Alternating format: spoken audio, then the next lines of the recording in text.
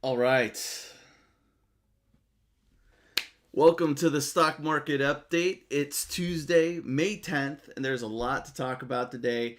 Tech getting hammered, the S&P trading at its lowest level in more than a year, Boeing slammed with a 10% loss, even energy stocks are down, and 40% of Bitcoin investors in the red.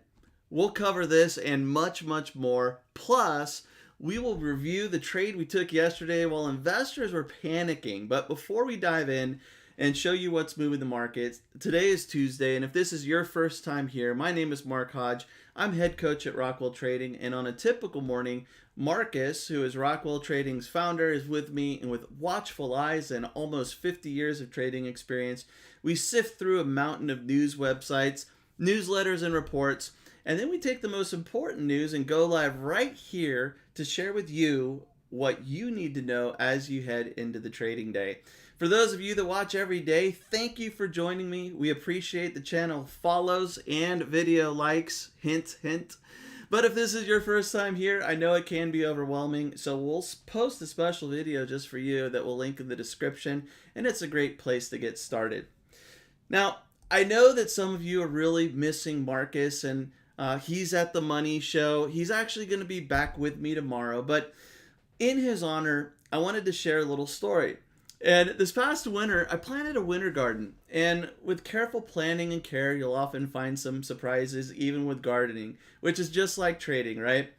Well, the garden's going great, and one of the best looking vegetables is this big leafy thing, and I actually have no idea what it is, right? There are some plants that I'm used to growing, and this one, those little tags, it got lost, no idea what it is, but I'm pretty sure it's edible. So I started by taking these big green leaves and sauteing them in some butter and garlic with meals. They ended up being pretty good. They were a little tough. I even added them to some soup, and then it broke it down a little bit, and they're actually really enjoyable.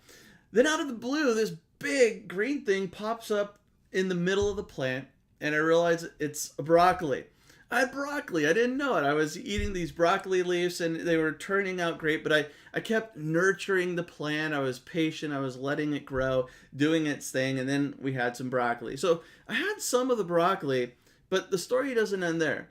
See, living in Sacramento, it started to warm up, and if you're new to gardening, when the weather heats up, especially with some plants, they want to actually go to seed. So this process is known as bolting, and the plant undergoes some changes and it starts to flower so it could seed and eventually create more plants, right?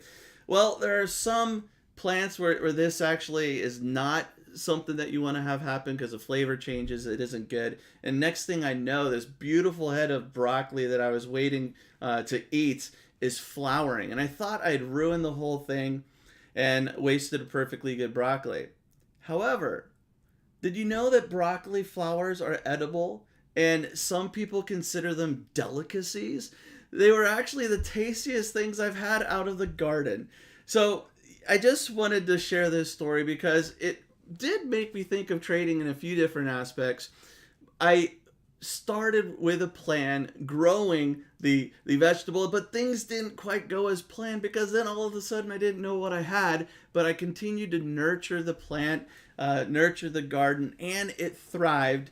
And just like with trading, sometimes there might actually be something that appears to be going wrong and then everything goes just right. So just like the markets, right? And if that doesn't resonate with you, then maybe a quote from the mighty scholars of the 80s, the Beastie Boys, will.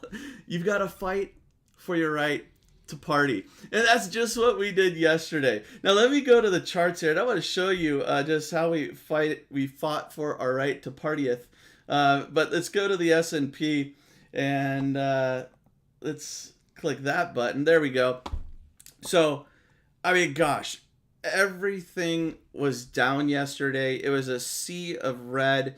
Let me just actually show this heat map here from FinViz, and you'll see here.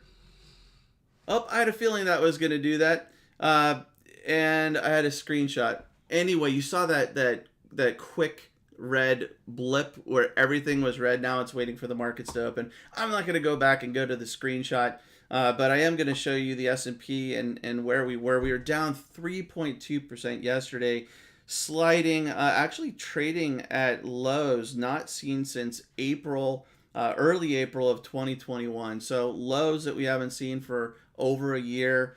The Dow was down 2%, not point, but 2%, also making lows for the year. You know, the Dow holding up stronger with the focus on value over growth, and the Dow has been holding up, but broke down, finally getting through those lows. The Nasdaq down 4% again, just getting hammered. Tech stocks just taking a real beating here. We could go through just a couple. Amazon down 5% yesterday, trading at lows not seen since April of last year. We could go to Netflix. Netflix, you know, we've talked about Netflix and earnings over the last couple of months. Netflix down 4% yesterday. I mean, it was just really a bloodbath. And I mean, even Apple, which has hung in there recently, down 3%, testing lows here. The interesting thing is, I mean, we had crude oil down, we had gold down, we had the major indices down, tech was down, even energy stocks, which have actually done well. Here we have ConocoPhillips, and you see here, just a day prior, it was testing highs of the year. Yesterday, though, down 9.7%. We could go to ExxonMobil, XOM is the ticker, down almost 8%. You see, you know, while the major indices have been falling, energy stocks have been doing great, but not yesterday. Even Chevron, CVX, Chevron taking almost a 7% hit yesterday. So it was just broad-based all over the place. And you don't want to be in some of these IPOs. Markus and I, we've said, you know, there's this frenzy over IPOs when they are released, and we've always said that it's better to let some I typed in IPO. That's not what I wanted to do. Let's look at RIVN. We said that many times it's better to let the chart be established, right, rather than jumping into some of these IPOs. Let the trading history establish itself, so you're not just gambling on a new issue. And I mean, Rivian is a perfect example. Opening up around 106 as an IPO and then just getting hammered. Or we could look at Robinhood, same thing. That interest early on where everybody gets excited, and now it's trading $9.50. One more, they're actually reporting after the bell today. Coinbase, right? Opening around $300 a share. It seemed like maybe $200 was a bargain. Now it's trading at $83. So anyway, markets taking a bit of a hit, and even Bitcoin, right? Bitcoin up today, but Bitcoin yesterday, look at this. Started on Friday. You had down days throughout the weekend, and then yesterday a huge hit, down almost 11-12%. Look at the dip in Bitcoin here, getting a little bit of a rebound as we head into the open today. I saw it was with Glassnode. Their research showed that 40% of Bitcoin investors are in the red right now, right? And I thought that was an interesting number because you know, you have Bitcoin investors who, I mean, look at Bitcoin. Look at where it started, right? And I know that a lot of these Bitcoin holders are saying to the moon, expecting Bitcoin to take off. But with the way that Bitcoin has traded and new investors, new money coming into the cryptos, 40% in the red. If that's true, that's pretty considerable. Let's look at a few earnings movers here. Peloton reported earnings, and Peloton is down 16%. If we look at the chart, we have to go down to $11.81. This is one, gosh, Markus and I, we were talking about this for Well, for over a year, when it was a high flyer, saying that we believe that it just couldn't continue at this pace. Definitely the case. They fell off the bike, so to speak, getting hammered pre-market after a bigger loss than expected with earnings. Company also reported current quarter estimates that were lower than expected because of softening demand. So Peloton not looking too hot as we approach the open. NVAX, another one getting hammered pre-market, down 24, almost 25%. This one trading at around $40 a share. Now, they had concerns or after the company shipped only 31 million COVID vaccines in the first quarter. This was a fraction of what was expected. They had projected 2 billion shots for 2022, so that 31 million was just a fraction of that. The company did reiterate its revenue forecast, saying they expected vaccine sales to grow in the current quarter, but traders not buying it, down 25% pre-market. Now, I wanted to show how we had to fight for our right to party yesterday, and let's bring up PowerX Optimizer.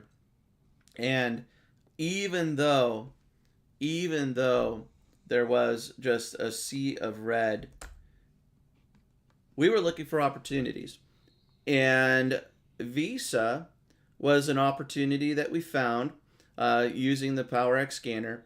If you look at Visa here, it's had some really nice ranges, and if you go back, I mean, this is where there have been questions: are we trading the wheel in this market? And the answer is yes, but focus on quality. You have to be more selective. It's not, the end of 2020 anymore, or the beginning of 2021, where you could just kind of pick anything and get lucky. You have to be more selective. And look at this chart. Look at the support levels that, these dips and where buyers step in.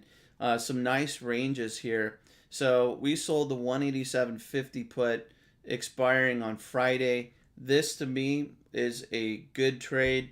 I like the opportunity here. I believe that even if it falls a little bit more, we do have some protection at lower levels, and that's exactly what I like to see. I mean, this is 1 year back. If we go 2 years back, look at this. So I think this is a great looking chart. Happy to sell puts at the 187.50 level, even though it was a rocky, rough day yesterday, right? MasterCard, I thought, was another good one that popped up on the scanner. MA is the ticker. So we look at, going back a year here, and we see these lows. I believe the 300 strike popped up, 300, maybe 305. And so I thought that was a decent pick that popped up yesterday on the wheel scanner. You go further back, look at these support levels. So, even if you get assigned, this is where we do find that many times after assignment, being able to sell calls and make money on the stock is kind of a turbo boost, that you could say, compared to just the premium you collect by selling puts. And then if it does slide, if it does pull back more, having some support levels where traders stepped in and bought in the past, knowing where it could fall rather than just being in a free fall, that to me makes a good wheel candidate when we're looking at the chart. So I liked MasterCard. I like Visa. Apple, I thought, was a decent candidate, AAPL, yesterday as well. I didn't trade Apple because I'm in AMD and they're correlated. But yesterday, I want to say it was the 144 and the 145 strike that was popping up. So Apple, I believe, was a decent candidate for the wheel too, where we're selling puts, collecting that premium. Premiums are juicy because of the volatility. Volatility goes up. There's more uncertainty. Traders are betting that there are bigger ranges that we'll experience in the market, which means those options prices are just really juicy. But we want to focus on quality. So I liked Apple. I liked Visa. I liked MasterCard yesterday. Looking at the economic calendar here, I just wanted to mention that this week the focus will be on inflation data, specifically core CPI at 8:30 a.m. Eastern tomorrow. We also have PPI, the Producer Price Index. This comes out Thursday, 8:30 a.m. Eastern time. So two pretty big reports, especially with this environment that we're in. And with the reaction to the Fed and inflation, and traders are going to be looking at these two reports, seeing if it looks like rising prices are stabilizing or even hopefully pulling back a little bit, falling a little bit.